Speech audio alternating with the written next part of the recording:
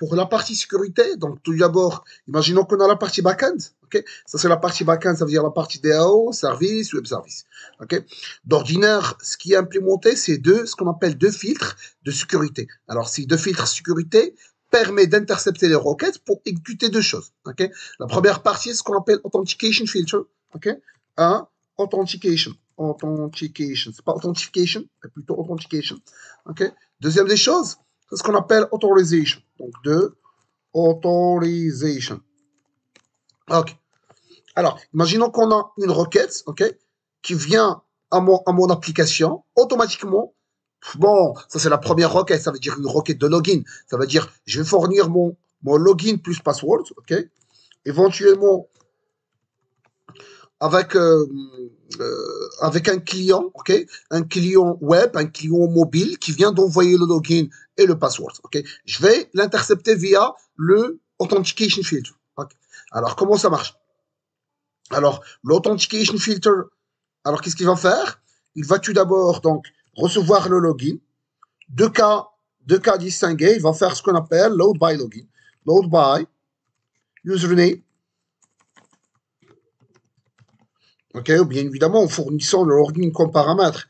Alors, ça c'est le premier élément. Alors, deux cas de figure, soit cette méthode ne retourne rien, ça veut dire que cette méthode, le type de retour, c'est égal à nul, ok, double égal nul, ça c'est le premier cas de figure. Deuxième cas de figure, c'est les différents de nul, ok, c'est les différents de nul.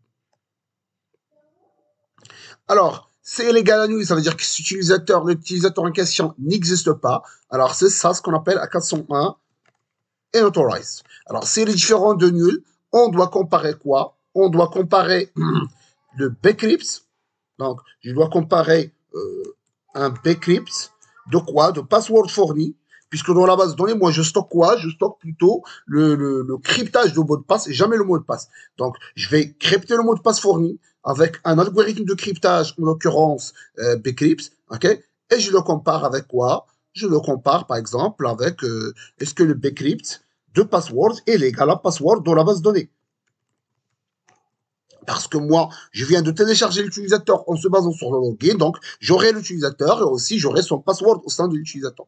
Alors, si ça marche, alors, aussi il y a deux cas de figure. Si ça marche, alors ça marche. Alors, si l'égalité égale à true, ça veut dire que sont égales, et c'est false, c'est un false. Okay? Si c'est un true, alors automatiquement, je te fournis une attestation que vous êtes bien connecté avec tel rôle. Okay? C'est ce qu'on appelle un JWT, JSON Web Token. Alors, le JSON Web Token, il est composé de trois parties, le header, point le body, point le footer. Alors, principalement, la partie body. Alors, le header contient simplement le type de JWT et je pense aussi l'algorithme de hachage. Le body, il contient énormément d'informations. Principalement, username, c'est qui cet utilisateur. Okay. Par la suite, le rôle, vous êtes qui dans le système. Le issuer, c'est qui l'application qui a généré le JWT, le expiration date. Ça veut dire chaque token, il s'expire dans 1 heure, dans 24 heures, etc., etc.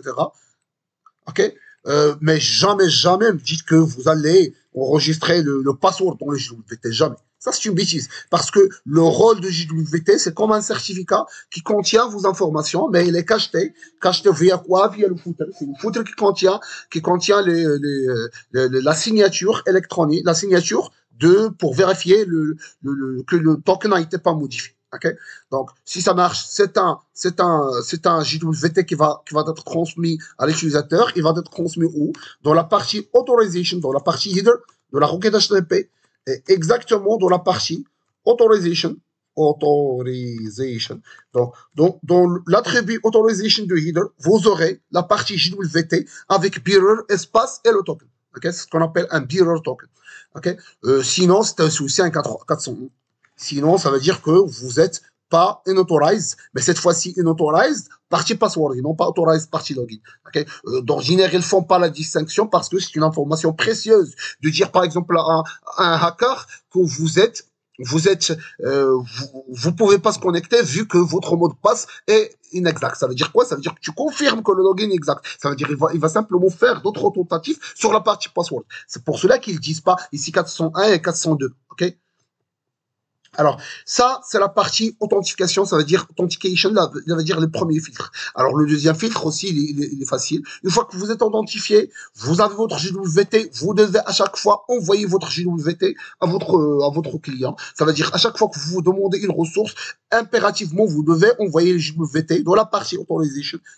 Okay. Alors maintenant, on va parler sur le deuxième filtre, c'est l'authorization filtre. Okay. L'authorization filter, ça veut dire quoi? Ça veut dire que vous êtes déjà connecté, le login mot de passe est correct, il faut demander une ressource. Par exemple, c'est /API, /admin, /admin, /command, /. Ça veut dire que vous avec une requête de type get. Ça veut dire que vous êtes en train de demander.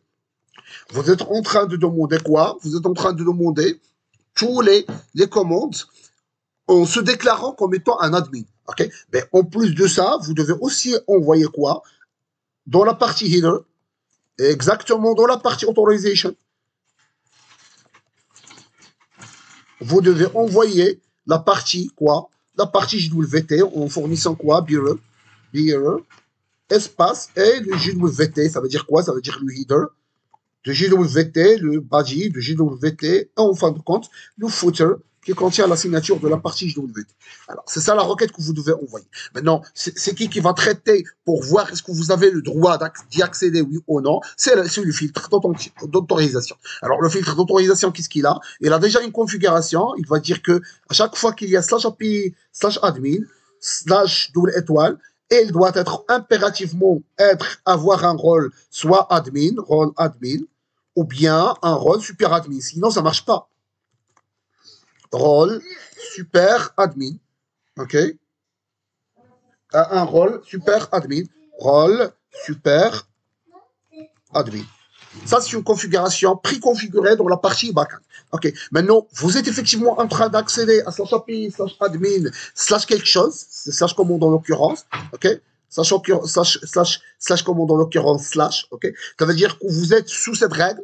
Vous devez avoir un rôle JWT qui est rôle admin ou rôle super admin. Alors, dans la partie JWT, il y a déjà la partie rôle qui contient la valeur de rôle, soit rôle admin, rôle super admin, rôle agent, etc., etc.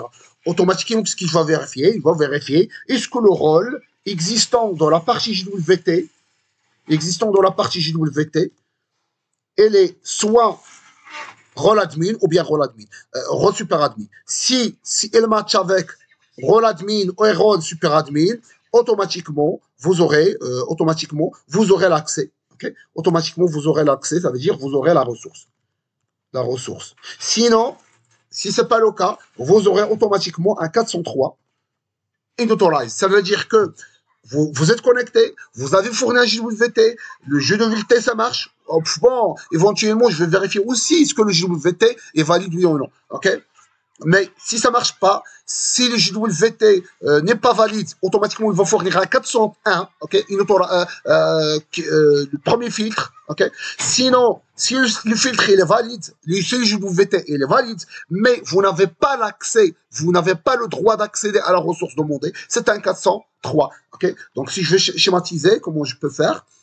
Donc j'aurai un URL, ok, un URL d'une ressource. Plus, dans la partie header, vous avez aussi le JWT. OK? Vous avez le JWT fourni lors de notre connexion. Alors, si le JWT est valide, c'est les invalides. OK? JWT invalide. Invalide, ça veut dire quoi? Ça veut dire que vous avez modifié une partie. OK? Automatiquement, on le détecte via la signature. Vous avez un token qui est expiré, etc., etc. Donc, je teste sur la validité de JWT. Si c'est true, si c'est valide, si c'est true, si c'est false, si c'est pas valide, ça veut dire que le token est expiré, vous avez joué sur la partie, le rôle, vous avez modifié, ok? C'est un 401, ok? Si ça marche, ça veut dire le JWT, elle est valide, je dois vérifier, alors ça, c'est un JWT valide, ok? Ça, c'est un ok. Qu'est-ce que je vais faire? Je dois vérifier. Est-ce que vous avez l'accès à la ressource? Alors, comment je vais faire pour vérifier l'accès à la ressource? Je vais voir votre GWT, le rôle existant dans votre GWT. Par la suite, je vais vérifier. Par la suite, je vais vérifier la configuration de l'application qui stipule que /admin, tu dois avoir un rôle admin et rôle super admin.